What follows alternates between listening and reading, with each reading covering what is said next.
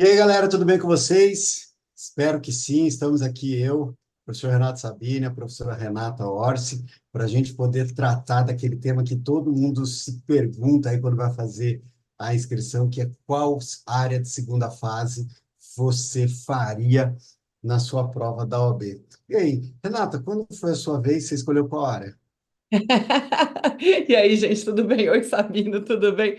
Mas que pergunta, né, Sabino? Se bem que não, poderia ser. Pode ser que eu tivesse Eu, escolhido eu uma escolhi penal, outra. né? Escolheu penal porque falavam que era mais fácil, não é? Ou não, você gostava? Não, eu gostava muito de penal na época da faculdade, e, inclusive meu TCC foi na área de penal. Eu comecei a dar aula lá na Federal do Mato Grosso do Sul em Direito Penal e Processo Penal, mas daí comecei a estudar para... Eu queria ser juiz estadual. Aí eu comecei a estudar Direito do Trabalho para a área trabalhista e gostei. E eu uso, inclusive, isso para dar como exemplo do seguinte, tá, pessoal? Um dos primeiros pontos que você precisa pensar em qual área seguir é de acordo com a sua afinidade. Você vê, hoje eu estou aqui dando aula de Direito do Trabalho na segunda fase da OAB, aliás, já há um certo tempo, mas na época que eu fiz a minha prova, eu fiz em direito penal, porque era onde eu tinha mais afinidade. Era matéria que desde o segundo ou terceiro ano da faculdade eu já tinha. Eu gostava, porque a área de direito penal ela era muito fática. Quando você estuda direito penal, você pode perceber que o crime está ali, previsto numa coisinha ali, numa coisinha, né? Num artigo. Você tem aí, claro, várias jurisprudências, mas você tem que ficar pensando muito nos fatos. Então, eu gostava, e por isso eu digo isso para você. Primeiro ponto, você precisa gostar de direito do trabalho. Aliás, talvez para um primeiro passo, você precisa não odiar o direito do trabalho, porque tem alguns alunos que eles odeiam, eles falam abertamente, eu testo isso em aula de primeira fase, eles falam, eu odeio direito do trabalho. Então, lógico que eles já não vão fazer, tá? Agora, se você gosta de direito do trabalho, se você tem mais afinidade, eu acho que é um primeiro ponto para você poder escolher. Direito do trabalho é uma matéria que normalmente as pessoas elas compreendem. Porque direito do trabalho ela é muito ligado ao nosso dia a dia. Eu percebo, não sei você, Renato, mas quando a gente está dando aula em direito do trabalho para os alunos, processo de trabalho não tanto, mas em direito do trabalho, todo mundo presta atenção. Até nossos amigos, colegas que são lá da técnica, que estão ali, às vezes param para prestar atenção. Por quê? Porque você está falando alguma coisa de salário, é uma coisa do seu dia a dia que você também recebe. Você fala uma coisa de hora extra, você consegue ligar. Ela é uma matéria muito prática, Uhum. É, você porque ela faz parte do dia a dia das pessoas. Não sei se você pensa aí mais ou menos dessa mesma forma. Você pode ver que mesmo assim, quando a gente está dando aula, muitos alunos que não são da área trabalhista fazem perguntas. Sabe, o cara é do cível, o cara é penal, mas ele tem um interesse em saber aquilo do dia a dia. É porque interessa. Ele, se ele não foi trabalhador, ele vai ser trabalhador um dia. Então é uma coisa muito prática, isso ajuda muito na escolha. E complementando uma outra coisa que você falou dessa afinidade, né, de você escolher e tal, tem muita gente que chega para mim e fala: eu tenho medo de direito do trabalho porque tem muita súmula e muita OJ. Gente, mas é o contrário. Você tem que pensar que assim, o bom do direito do trabalho é exatamente isso. Tá tudo no código, tá tudo nas súmulas, tá tudo nas OJs. Então, você vai levar aqui já até mostrando o material, me pediram para mostrar o material, você vai mostrar isso aqui, você vai levar mostrar, você vai levar isso aqui, o nosso minivage para prova, tá absolutamente tudo aqui. Então, pode cair uma questão super estranha de férias, sei lá, que você vai achar uma súmula, como caiu, por exemplo, a da súmula 7 aí nos últimos exames, você vai achar uma súmula que tem a resposta. Então é o contrário, você não pode ter medo. Você tem que pensar que vai te ajudar, né? Agora, a afinidade que o Sabino falou é fundamental. Se você não gosta da matéria, você vai ficar um mês e meio estudando isso, então você tem que gostar muito. Não sei se você quer complementar alguma coisa aqui, Sabino, Sim, disso? vou usar exatamente isso que você comentou. Pessoal, a CLT, se você for pensar, e aí eu estou falando em trabalho e processo do trabalho, tá? Ela tem 1.000 artigos. Quando a gente tem um momento do curso que eu faço sempre um apanhado, eu gosto de fazer esse apanhado com os alunos para a gente poder analisar a CLT. E você vai olhar isso mais ou menos até pelas suas aulas de direito do trabalho da segunda fase. Até o artigo 500 e pouquinho, mais ou menos, não, 600 mais ou menos, a gente ainda entra aí alguma coisa de direito coletivo e por aí vai. Direito coletivo são pouquíssimos artigos que caem, porque muita coisa já ficou para trás com a Constituição. Lembra que a gente está falando de um diploma que é da década de 40. E aí, pessoal, vou dizer uma coisa para vocês: de direito, de processo do trabalho mesmo, são mais ou menos 100 artigos. A gente tem 463 súmulas, mais ou menos metade já está cancelado, não se aplica mais. Então, você está falando de um universo bem restrito de artigos. Você está falando de um universo um tanto quanto restrito de súmulas, inclusive, e aí é onde eu vou para um ponto muito importante. E aí eu falo do nosso Minivade, mas eu também posso falar de qualquer outro material de direito do trabalho que você use, que você possa levar para a prova. Os índices de pesquisa de direito do trabalho, eles são extremamente completos. Então, quando você cai, por exemplo, sei lá, a Renata comentou alguma coisa de férias, mas imagina que é alguma coisa de aviso prévio. Você vai pegar ali o seu índice de direito de aviso prévio no seu vademecum, você vai encontrar muita coisa. Você vai encontrar, assim, cada uma das súmulas ali, não é só o nome da súmula, tem meio que um resuminho no índice do que aquela súmula fala.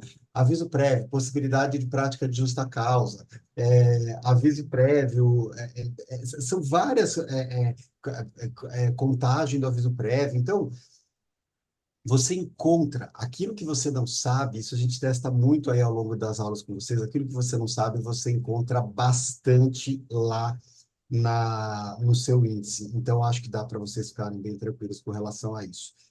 Renata, e o que você me fala aí das peças que a gente normalmente tem? Pois é, então, eu ia até complementar o que você falou, que a gente ensina tudo isso na aula, tá? Você a mexer no seu índice, você encontrar o que você precisa. E um grande diferencial do nosso curso também é a marcação das peças. Na verdade, a gente trabalha, depois até o Sabino fala mais de marcação, que ele tem mais técnica disso do que eu, mas a gente trabalha muito com a ideia aqui no meu curso de que existem quatro peças mestras, na verdade, três grandes peças, que seriam petição inicial, defesas e recursos. E aí a gente teria as peças simples, né? Que seriam peças simples mesmo, tipo, sei lá, IDPJ, uma petição de juntada, alguma bobeira assim, né? Que dificilmente vai cair na sua prova, mas, né?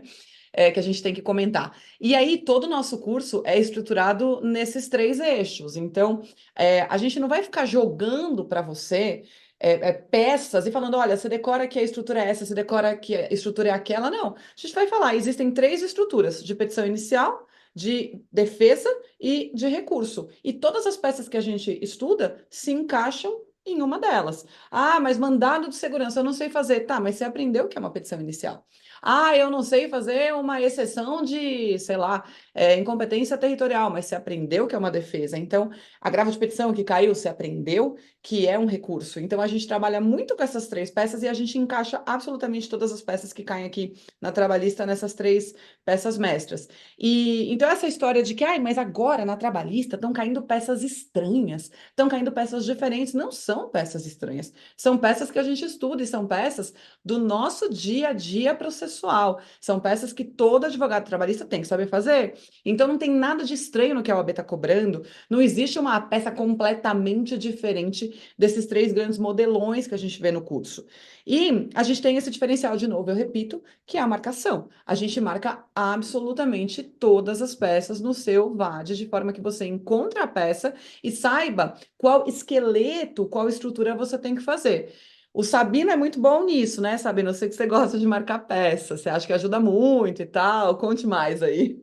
Não, com certeza. A marcação, ela facilita bastante. Mas eu sou muito sincero aí com vocês dentro da nossa fala. Marcação você vai encontrar em todas as áreas. A ideia da marcação, ela é especificamente para você conseguir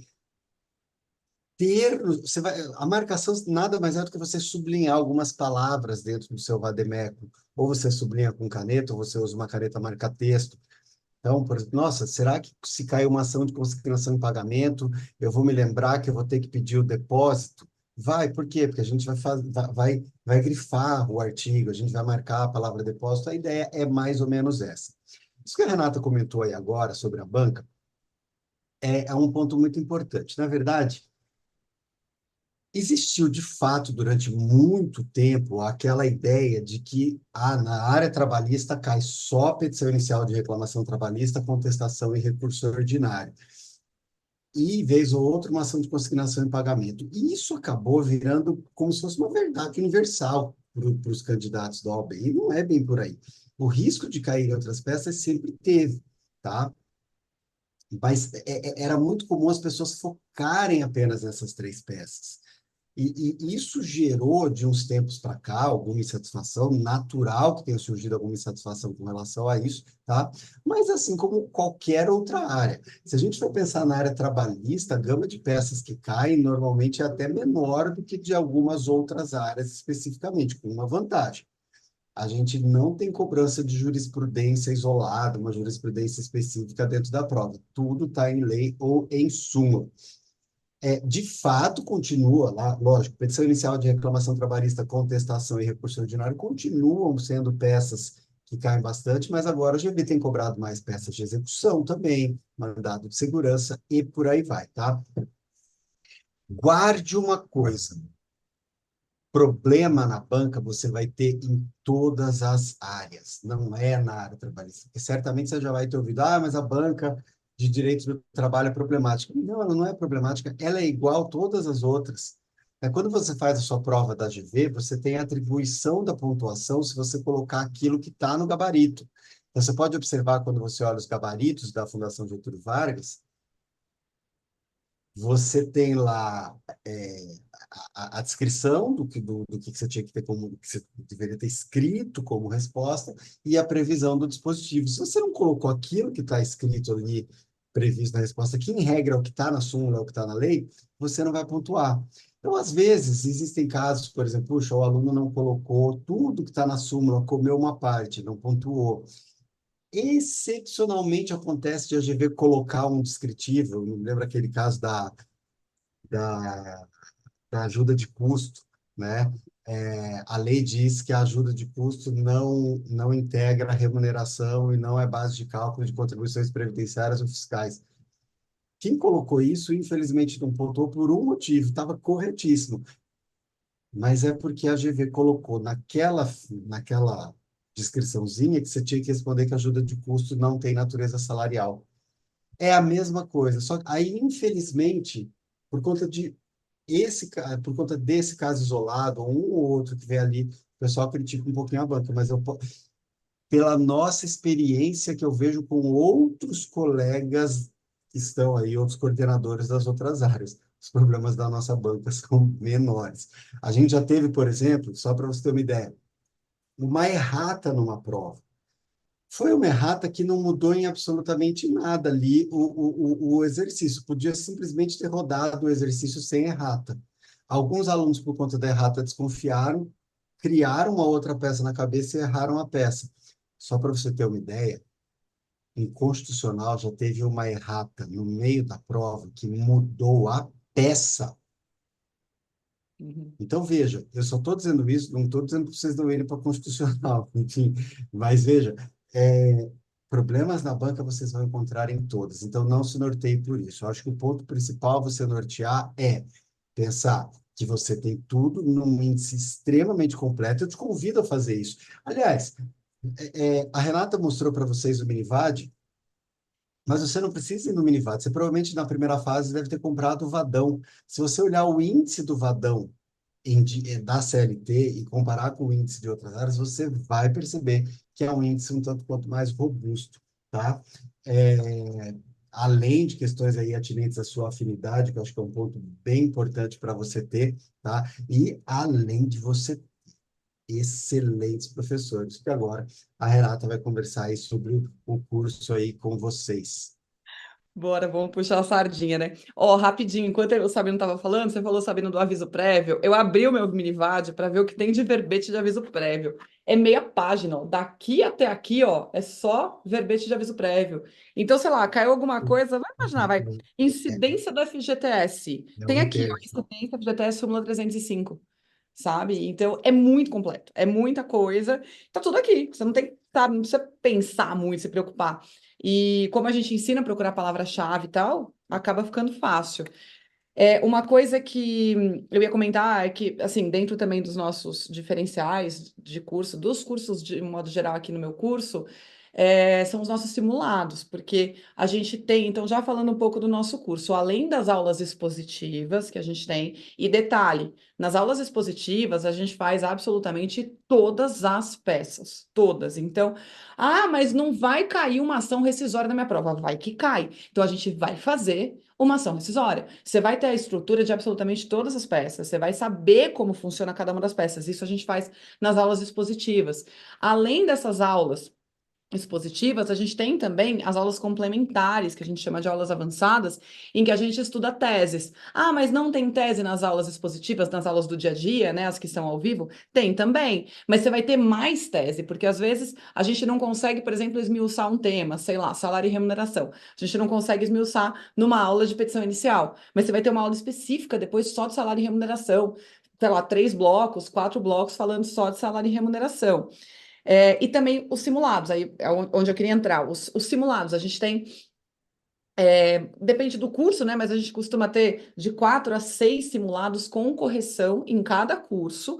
A gente tem uma equipe grande de professores mentores que corrigem os simulados, e o simulado é feito na forma da FGV, do jeitinho que a FGV quer, e a correção também. Então, se acontecer isso de você, eu citei o artigo certo, mas eu respondi errado, o meu mentor não vai pontuar, ele não vai te enganar, porque a prova não vai te pontuar. Tem gente que tem dificuldade na interpretação do artigo, até acha o artigo, mas na hora de transcrever, colocar com as suas palavras na prova, muda tudo, usa o conectivo errado, coisa assim. O meu mentor não vai te pontuar, entendeu? É porque eles são orientados, eu e o Sabino, a gente briga bastante para eles corrigirem o seu simulado da forma como a FGV corrigiria a sua prova. Falando de equipe, tô falando de mentor, etc., né? Nós temos os 4 professores titulares na equipe, que somos eu, Renato Sabino, os 2 coordenadores, Magê Conde e Rafael Brolio, que são os nossos fiéis escudeiros, que entram aí nas aulas também, nessas aulas regulares. E aí a equipe de professores mentores é uma equipe grande, a gente está aí, acho que atualmente com 11 professores mentores. O que que eles fazem? Eles corrigem os simulados. Então, a correção é bem certinha, bem bonitinha e de acordo com aquilo que a prova exige. Além disso, a gente tem algo aqui no meu curso, que esse é um diferencial do curso também, que são as provas simuladas, as provas que a gente faz com vocês. Então, a última, sabendo que fez, tem alguma, eu fiz já, tem algumas gravações até no YouTube que depois a gente disponibiliza. Mas assim, o professor senta lá na frente e vai fazer a prova com você. Então vamos ler aqui o que que a gente extrai desse enunciado, onde eu procuro, pega o Minivad, procura o Vadão, enfim, procura em tal verbete, aí você vai encontrar exatamente a tese que você precisa para sua prova. E também uma coisa que eu sempre falo para os alunos, eu piso e repiso isso em sala de aula, que é a questão das provas antigas. Eu sempre falo, você tem que fazer prova antiga, você tem que fazer prova antiga, você tem que fazer prova antiga. Pois bem, a gente tem gravações de provas antigas, de resolução de provas antigas desde o exame 25. Então, desde o exame 25, a gente tem todas as provas antigas, inclusive reaplicações gravadas, para você que seguiu o nosso conselho e falou, vou fazer a prova antiga. Vou fazer qual? Vou fazer o 32, sei lá eu. Você vai encontrar uma gravação de algum de nós ali corrigindo aquela prova. Então, quer dizer, material não falta. O que os alunos falam muito, eu vejo às vezes no grupo. Esqueci também da comunidade, tem a comunidade, né, Sabino? A, Uhum. a comunidade de WhatsApp, é o nosso grupo de WhatsApp, onde a gente manda material, onde a gente manda recado, enfim.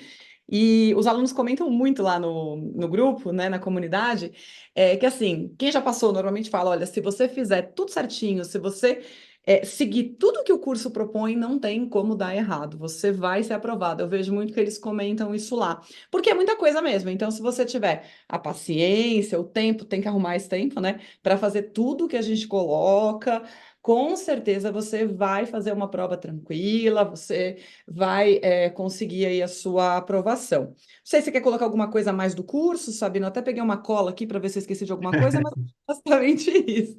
Não, mas basicamente são esses os pontos, né? O curso ele é eminentemente prático, né? A gente usa bastante o Vinvad, a gente ensina bem essa parte da pesquisa, porque, na verdade, é aquilo, pessoal. Entendam uma coisa: o estudo de segunda fase é completamente diferente do estudo de primeira fase. No estudo de primeira fase, você precisa memorizar tudo. No estudo de segunda fase, não. estudo de segunda fase, você não precisa memorizar nada, porque está tudo no seu vademecum. Eu até costumo dizer para os alunos, é mais fácil você estudar assistindo a aula e olhando o índice. Aula, índice, para você encontrar tudo que a gente já falou na aula, encontra no índice. Por quê? Porque na hora da prova, você vai saber como achar. Acho que esse daí é o ponto aí principal. Agora, eu diria para vocês, não importa a área que você venha escolher, você precisa fazer o curso por completo. O nosso curso ele é pensado como um todo. Portanto, quando a gente vai programar aquilo que está nas nossas aulas, a gente vai programar tentando colocar todo o conteúdo. Mas, além disso, você tem simulado e você tem estudos dirigidos, tudo isso para ir complementando. Doutrina, por exemplo, não cai tanto na prova, ele sempre coloca um fundamento na lei, ou em alguma súmula, ou eventualmente em alguma J. Então, a gente põe muita doutrina a gente põe muita doutrina nos estudos dirigidos exatamente para você ir fazendo a ligação dos assuntos, tá ok? Porque a gente sabe que muitas vezes vocês não vão conseguir ler doutrina no dia a dia de vocês, então a gente supre isso com os estudos dirigidos. O importante é fazer tudo, fazer completo. É isso aí. Então, eu acho que é basicamente isso. Obviamente, se você tiver alguma dúvida, a gente fica à disposição. Não sei, acho que eu vi minha cola aqui, falei tudo que eu tinha para falar, lógico, né? É um curso muito completo, então às vezes a gente muda alguma coisa aqui, muda alguma coisa lá, mas o básico é isso. E além de tudo, é um curso divertido. A gente dá muita risada na aula, são aulas dinâmicas, a galera é legal, o trabalhista é legal, né? Então a gente morre de rir, vira uma bagunça. Trabalhista é legal, mais ou menos, Sabino fez assim, vocês viram, Até né? as outras áreas gostariam de ser trabalhistas. Pense nisso. Se você ainda não se convenceu a vir para a área trabalhista, volta o vídeo, assiste de novo, que no máximo na terceira vez você se convence. Vai por mim. Adorei.